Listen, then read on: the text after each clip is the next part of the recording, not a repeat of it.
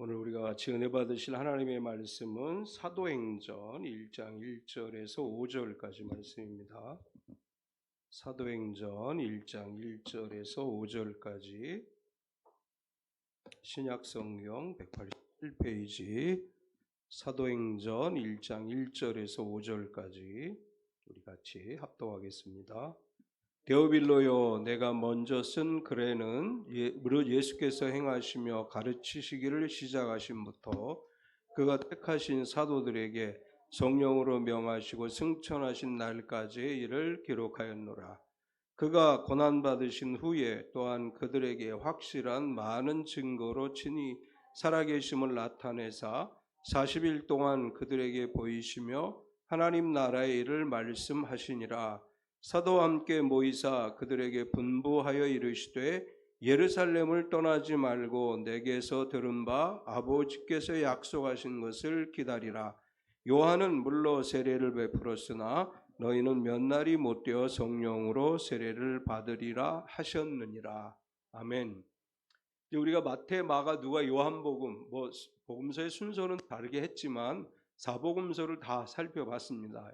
사도행전도 몇 년 전에 한번 1장 1절에서부터 마지막 장까지 쭉 살펴보긴 했는데 이제 공관복음과 요한복음을 끝내고 다시 사도행전으로 돌아가서 이제 말씀을 나누려고 하는데 마태, 마가, 누가, 요한복음의 특징은 예수님의 출생으로부터 시작해서 공생의 사역과 죽으심과 부활하심까지가 복음서의 기록입니다. 사도행전은 그 이후에 어떤 일들이 일어났는지를 기록하고 있습니다. 예수님이 승천하신 다음에 오순절날 성령이 강림하시고 사도들을 통해서 복음이 증거되어지고 바울 사도를 통해서 이제 이 복음이 예루살렘 중심의 복음에서 전 세계로 퍼져나가는 이야기들을 기록하고 있지요. 사도행전이라고 하는 단어의 의미는 사도들의 행적을 기록했다 그런 뜻이고 사도들이 성령의 이끌림을 받아서 행하신 일들을 기록한 책. 그래서 신약 성경에서 우리는 사도행전을 역사서라고 분류를 합니다.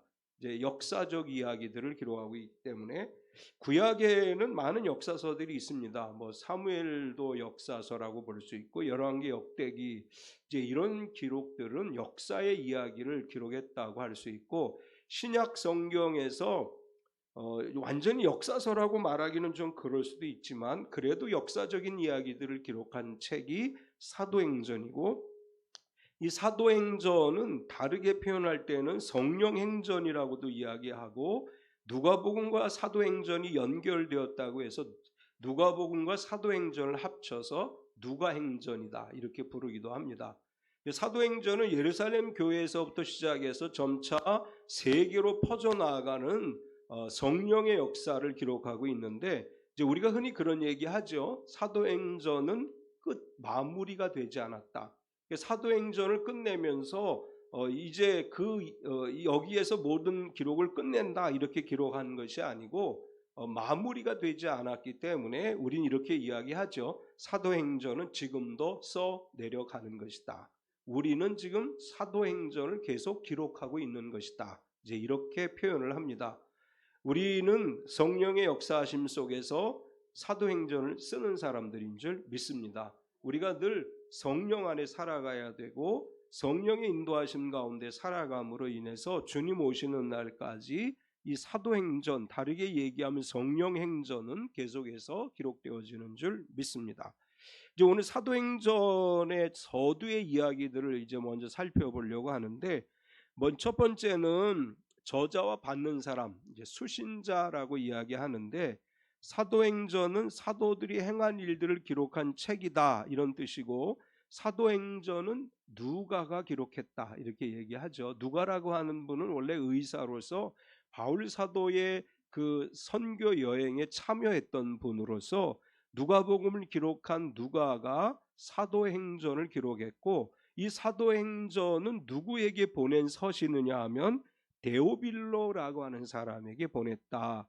누가복음에서도 누가는 데오빌로에게 보낸 글이라고 표현을 하죠. 여기 오늘 이 사도행전을 기록하면서 누가는 이렇게 표현을 했습니다. 데오빌로여, 내가 먼저 쓴 글에는이라고 하는 것은 누가복음을 이야기하는 거죠. 데오빌로라고 하는 분에게 누가가 누가복음을 써서 보냈습니다. 그리고 사도행전을 시작하면서 데오빌로여, 전에 내가 써서 보냈던 서신 누가복음에서는이라고 하는 말로 이제 시작을 하면서 누가복음에 기록된 이야기들을 간략하게 정리를 했습니다. 이제 그래서 이 사도행전을 지으신 분은, 우리가 성경은 하나님이 성령의 감동을 받은 사람들이 기록한 책이라고 이야기하고 하나님이 기록하신 것이다. 그러나 하나님이 사람들을 이용해서 기록한 책이다, 이렇게 이야기를 합니다. 이 사도행전은 하나님의 성령이 누가라고 하는 분을 통해서 쓰게 하신 성경이고, 이 글을 처음으로 받아본 사람은 데오빌로라고 하는 분인데, 이 데오빌로라고 하는 단어의 뜻은 하나님의 사랑하시는 자라고 하는 뜻과 하나님의 친구라고 하는 뜻이 있습니다. 데오는 데오스 많이 들어봤죠? 하나님을 데오스라고 헬라어에서 이야기를 해요. 그리고 필로, 이 빌로라고 하는 말은 헬라어에서 필로스, 요한복음 마지막 장을 이야기하면서 사랑을 이야기할 때 제가 필로스라고 하는 단어를 설명한 적이 있죠. 기억은 안 나겠지만 뭐 몇 주 안 됐는데 기억 안 나죠. 기억 안 나야지 설교하는 사람들이 한 얘기 또 하고 한 얘기 또 하고 그럴 수 있는 거죠. 이 필로스라고 하는 단어는 우정, 사랑 이런 뜻이에요. 그래서 데오빌로는 데우스와 필로스의 합성어로 볼 때는 이제 하나님의 친구라고 하는 뜻을 갖습니다. 누가복음에서는 이미 이 누가복음을 기록할 때 데오빌로에게 썼다라고 표현을 했는데, 누가복음과 사도행전에서 표현의 차이는 뭐냐면, 누가복음에서는 데오빌로 각하라고 썼어요. 그러니까 데오빌로라고 하는 사람이 상당한 직책을 가지고 있는 관리였을 것이다, 이렇게 보는데, 데오빌로 각하여 이렇게 표현했는데 사도행전에서는 각하라고 하는 존칭을 사용하지 않았습니다. 그럼 이제 데오빌로가 도대체 누구냐? 성경에 데오빌로가 누구라고 누가가 설명해 줬으면 좋겠는데 아무런 설명을 안 해놨어요. 그냥 누가복음에서는 데오빌로 각하여, 사도행전에서는 데오빌로요, 이렇게만 해놨어요. 그래서 이 사람이 어떤 사람이냐, 이제 연구하는 사람들이 나름대로 막 얘기를 해요. 뭐 여러 가지 설이 있어요. 데오빌로라고 하는 것은 어떤 특정인을 이야기하는 게 아니라 어떤 집단을 얘기하는 것일 것이다, 뭐 이렇게 시작해서 여러 가지 설이 있어요. 정말로 이분이 어떤 분인지 우린 정확하게 알 수는 없습니다. 그런데 엘리지 화이트라고 하는 분이 쓴 이 데오빌로에 관한 글에 보면 우리가 다 이해할 수 있고, 그게 맞을 것 같다라고 보여지는 글이 있는데, 엘리지 화이트라고 하는 분이 이렇게 썼어요. 사도행전의 기자는 누가이고 수신자인 데오빌로는 누가가 친하게 교제하던 사람이었다. 데오빌로는 누가에게서 많은 교훈과 큰 빛을 받았다. 누가는 데오빌로의 선생이었고 여전히 그는 데오빌로를 가르치고 지도할 책임이 있고 그가 하는 일에서 그를 붙들어주고 보조할 책임이 있다고 생각했다.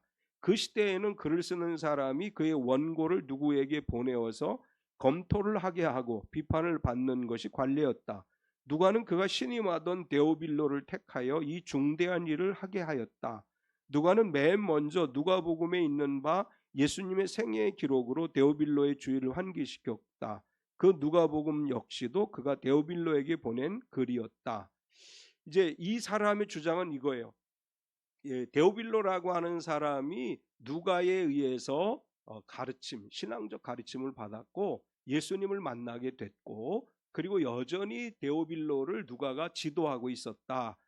그러면서 이제 그 고대 시대에는 누가 글을 썼을 때 이 글을 이렇게 이제 검토해 줄 사람이 필요해서 검토를 요청한 사람이 데오빌로였을 것이다. 뭐 도 그렇잖아요. 어떤 글을 쓰려고 할 때 우리 이명 집사님 지난번 자기소개서 쓸 때 막 옆에서 봐주는 사람들이 있더라고. 옆에서 막 이렇게 써라 저렇게 써라. 만약 제가 어떤 책을 낸다고 하면 제가 글을 썼을 때 그냥 써가지고 책을 내진 않겠죠. 누군가에게 교정을 봐달라고 얘기를 하겠죠. 그러니까 이 교정을 볼 정도의 사람이면 학문적 지식도 있어야 되고 이제 글의 흐름도 이해할 수 있는 사람이어야 될 것이고, 그래서 데오빌로라고 하는 사람은 상당한 지위에 있는 사람일 뿐만 아니라 누가가 쓴 이 글들을 교정해 주거나 지적해 줄 수 있을 만한 그런 실력을 가진 사람이었을 것이다. 엘레지 화이트라고 하는 분은 그렇게 평가를 했어요. 이제 아마도 이게 가장 타당한 표현인 것 같아요. 왜 데오빌로라고 하는 이름을 언급하고 그분에게 보냈을까? 누가는 이 글을 기록으로 남기기 위해서 데오빌로에게 사전 검토를 요청한 것 같고, 또 한편으로는 데오빌로에게 복음의 역사, 성령의 역사에 대해서 이렇게 교훈을 주기 위해서 이것을 쓴 것으로 볼 수 있다. 이제 이렇게 우리가 이해할 수 있습니다.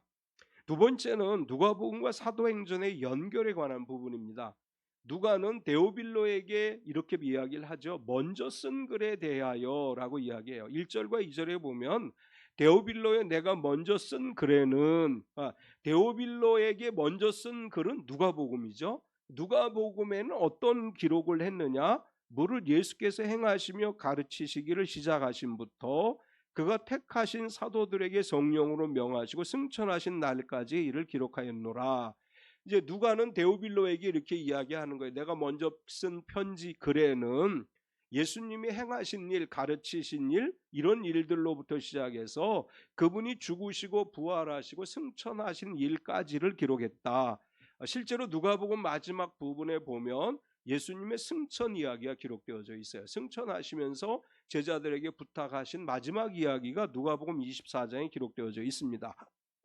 결국은 공생애와 승천 이야기까지가 누가복음의 이야기다. 이렇게 이제 누가는 설명을 했는데, 누가가 이야기했던 누가복음에 기록되어진 예수님께서 행하신 일, 첫 번째로 예수님께서 행하신 일은 어떤 일이었을까요? 예수님의 공생애 이야기를 할 때 예수님의 공생애를 한마디로 행하신 일을 한마디로 얘기하면 하나님 나라의 복음을 이 땅에 임하게 하신 거예요. 그러니까 이제 예수님의 사역을 기록할 때 예수님의 3대 사역이라고 제가 자주 이야기하죠. 선포하시고 가르치시고 고치시고, 이게 예수님의 공생의 3대 사역이에요. 그런데 선포하시고 가르치시고 고치신 것을 한마디로 얘기하면 하나님 나라가 이 땅에 임한 것이에요. 그러니까 예수 그리스도의 공생의 사역은 하나님 나라가 이 땅에 임한 것을 우리에게 보여준 것이다. 이렇게 말할 수 있습니다. 그래서 누가는 누가복음 11장 20절에서 이렇게 이야기를 했어요. 그러나 내가 만약 하나님의 손을 힘입어 귀신을 쫓아낸다면 하나님의 나라가 이미 너희에게 임하였느니라. 이제 누가는 예수님께서 하나님 나라의 일을 말씀해 주셨고, 그 하나님 나라의 일은 이제 그 시대 사람들이 이해하고 있었던, 우리가 신약 성경을 연구할 때 중간사 시대의 이야기들, 역사를 많이 공부를 해요. 중간사 시대라고 하는 것은 구약 성경 말라기 선지자가 그 시대가 지나고 나서 요한, 마태, 마가도 공생의 예수님의 공생의 사역이 시작하기 전까지의 그 시간을 이제 중간사라고 얘기해요. 이 중간사 시대에는 성경의 기록이 없어요. 그러니까 이때 뭐 여러 가지 문서들이 나오긴 하지만 이것을 성경으로 인정하지는 않아요. 그리고 이때에는 여러 가지 다양한 이제 그 사건들이 일어나게 되는데, 이 중간사 시대의 유대인들이 가졌던 사상 가운데 하나가 뭐냐 하면 메시아 사상과 하나님 나라 사상이에요. 그러니까 이제 그리스 로마 지배 시대가 있죠. 그리고 이제 예수님이 올 때까지 이스라엘이라고 하는 이 작은 나라는 핍박과 환란의 시대예요. 계속해서 그리스의 지배를 받고 또 로마의 지배를 받고 가난하고 가뭄이 지고 막 이런 아주 고통 속에 살았는데, 이때 생겨났던 유대인들의 사상이 뭐냐 하면 다윗 시대가 다시 올 것이고 메시아가 오셔서 우리를 하나님 나라로 인도해 주실, 우리 시대 속에 하나님 나라가 임할 것이다. 이것이 그 시대에 자리 잡고 있던 사상이에요. 예수님이 오시기 전에 요한이 먼저 이야기하죠. 회개하라 천국이 가까이 왔느니라. 이 천국이 가까이 왔다고 하는 사상은 중간사 시대에 굉장히 크게 자리를 잡아요. 우리도 일제시대 때 일본의 억압을 받을 때 굉장히 우리 안에 우리식의 메시아 사상이 있었어요. 우리나라식의 메시아 사상.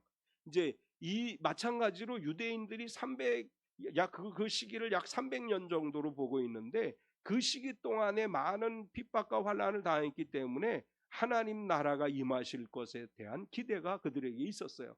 그리고 이 하나님 나라는 중간사 시대에 나타났던 특징 중에 하나가 뭐냐면 성령이 임하신다라고 하는 이런 사상이 중간사 시대에 생겨나요.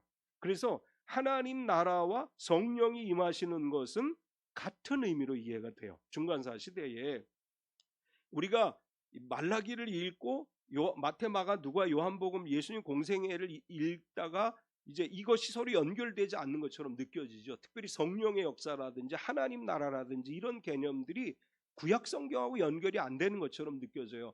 왜 그러냐 하면 이런 사상들은 물론 구약에도 있지만 중간사 시대에 많이 형성이 되는 거예요. 그래서 중간사 시대에 형성이 됐던 하나님 나라의 사상, 그리고 성령이 임하시면 하나님 나라가 이 땅에 임하실 때 악한 세력들이 굴복을 당하고, 그러니까 로마와 같이 악한 세력들은 굴복을 당하고 하나님의 통치가 성령 안에서 이루어진다. 이런 사상이 이제 오랫동안 300년 동안 이제 있었어요. 그 예수님이 오셔서 그걸 이야기하시는 거예요. 자, 이제 내가 하나님 나라를 가지고 너에게 왔다. 근데 하나님 나라가 우리 가운데 임하는 것을 예수님 뭐라고 표현하셨느냐 하면 성령을 힘입는 것이다. 이렇게 표현을 했어요. 하나님의 손을 힘입어. 누가복음 11장에서는 그렇게 표현을 했죠. 하나님의 손을 힘입어라고 표현했는데 하나님의 손은 결국 뭘 얘기하느냐 하면 성령을 이야기하는 거예요. 성령을 힘입을 때 하나님 나라가 임하는 것이다. 우리가 성령 충만을 받으면 하나님 나라가 우리 가운데 임하는 거예요. 또 하나님 나라는 귀신을 쫓아내는 것이다. 이렇게 표현을 했어요.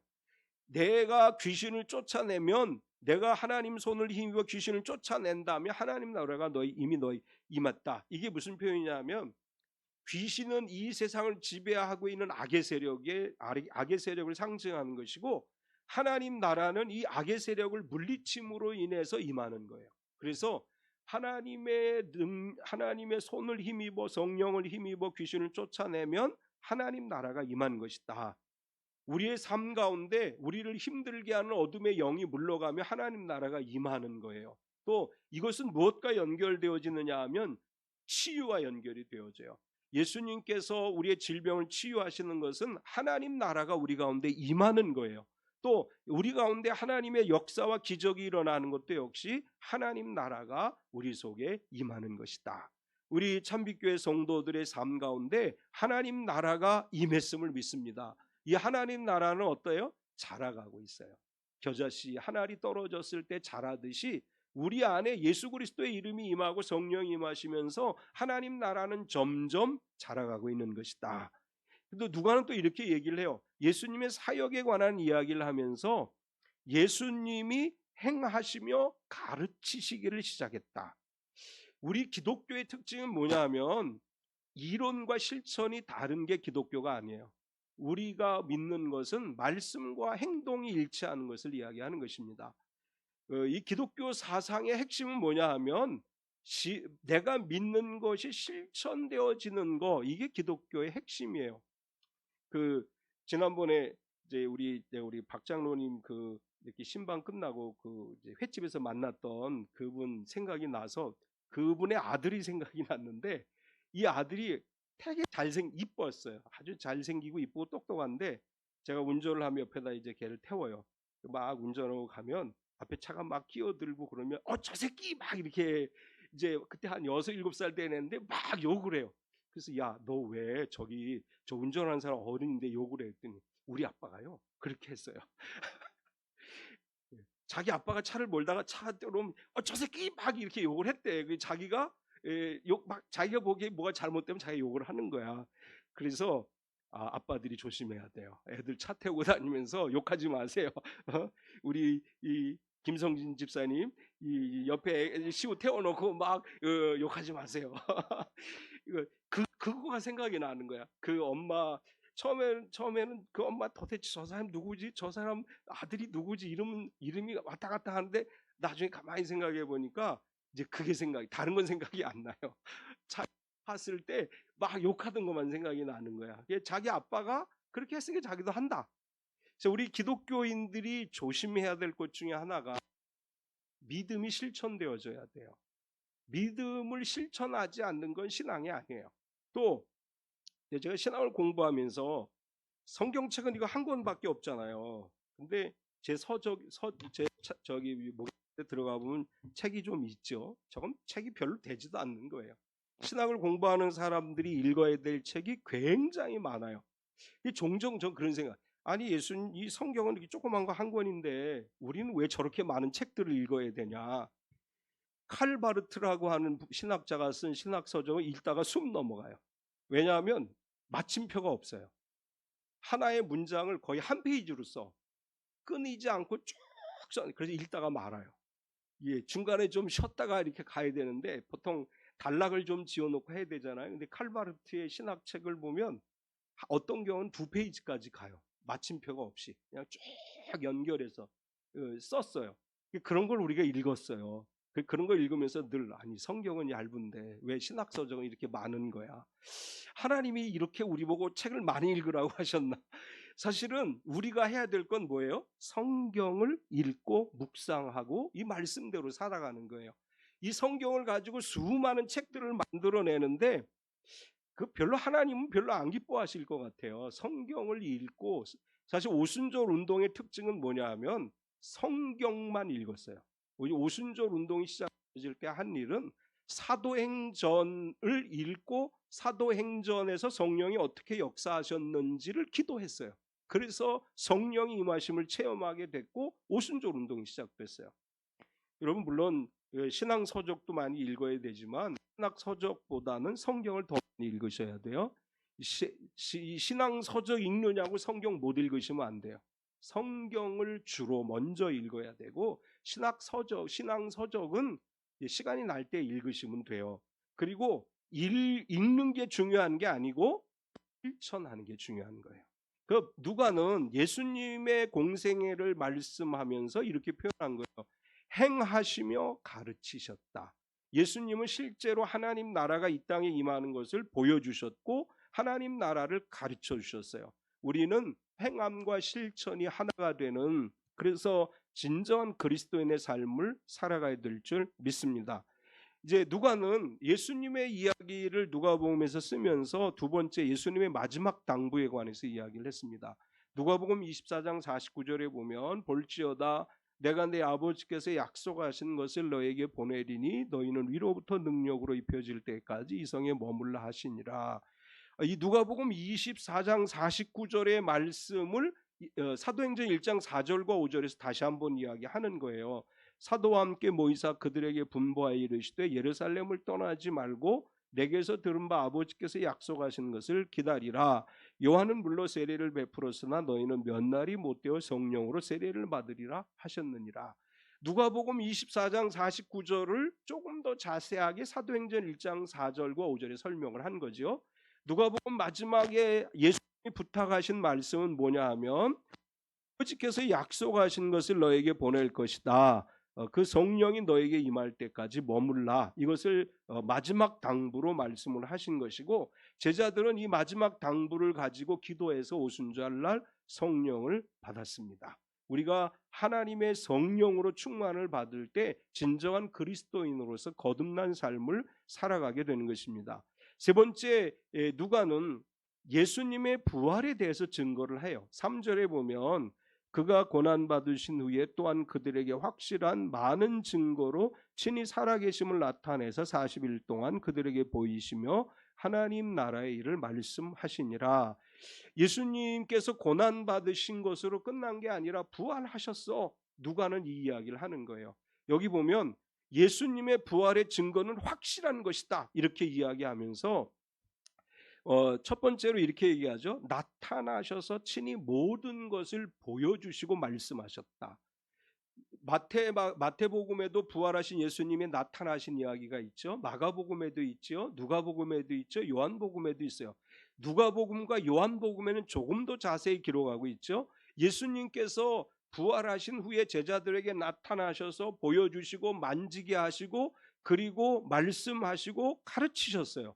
이것은 분명한 사실이다. 누가는 여기서 증거를 하고 있고, 두 번째는 예수님은 40일 동안 저에게 보이셨다.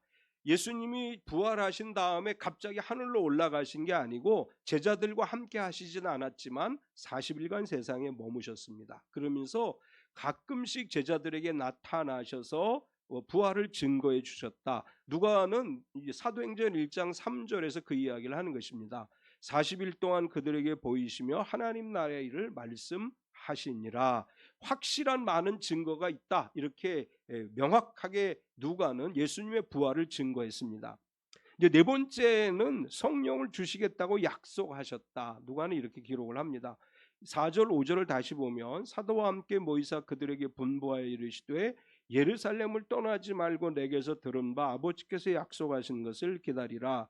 요한은 물론 세례를 베풀었으나 너희는 몇 날이 못되어 성령으로 세례를 받으리라 하셨느니라. 여기 보면 첫 번째 예수님이 뭐라고 말씀하셨어요? 떠나지 말라고 말씀하셨어요. 예수님은 제자들에게 성령을 받을 때까지 예루살렘을 떠나지 말라. 그럼 왜 예루살렘을 떠나지 말라고 했을까?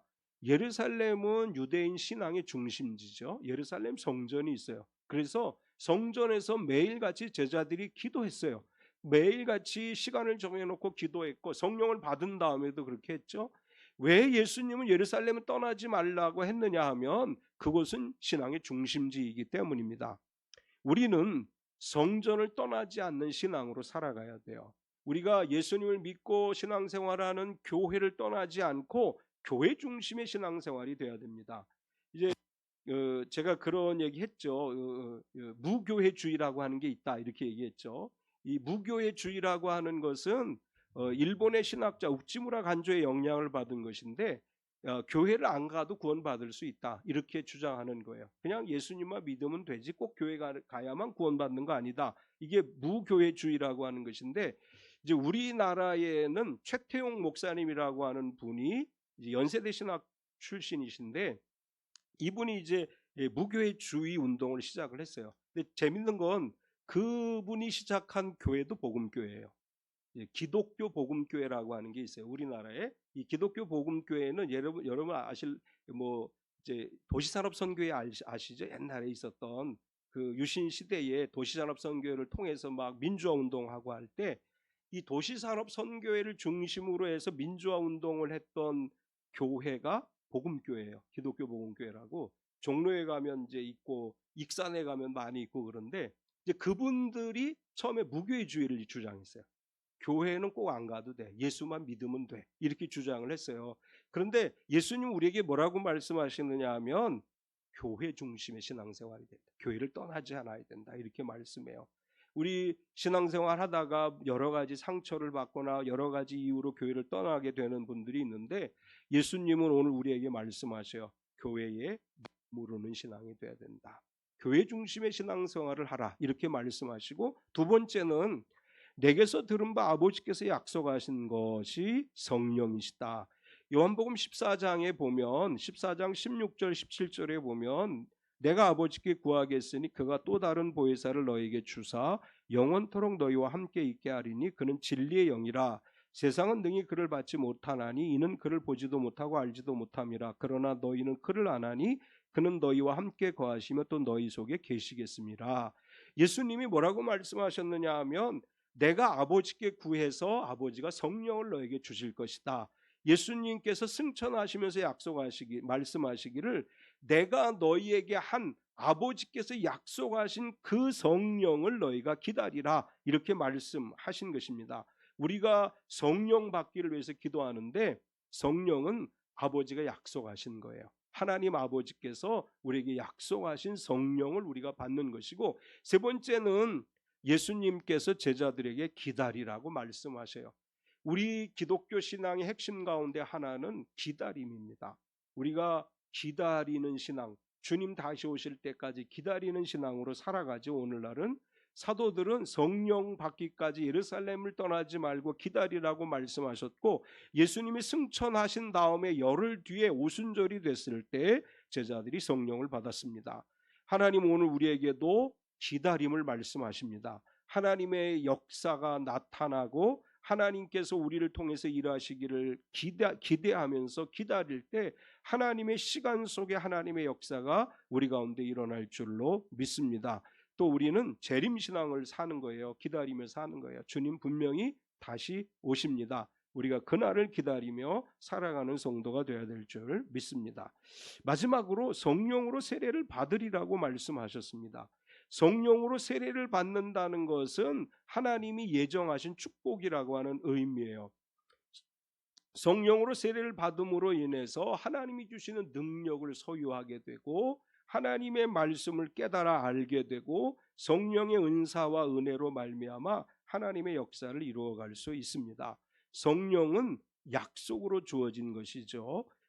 세례 요한이 성령이 예수님께서 우리에게 성령으로 세례를 주실 것이라고 예언을 했고, 성령으로 세례받는 것은 요한의 예언의 성취다. 예수님은 그렇게 말씀을 했어요. 5절에 요한은 물로 세례를 베풀었으나 너희는 몇 날이 못되어 성령으로 세례를 받으리라. 마가복음 1장 8절에 보면 나는 너희에게 물로 세례를 베풀었거니와 그는 너에게 성령으로 세례를 베푸시리라. 침례 요한이 증거했고 예수님은 그 증거대로 너희에게 성령이 임할 것이다 이렇게 말씀하셨습니다.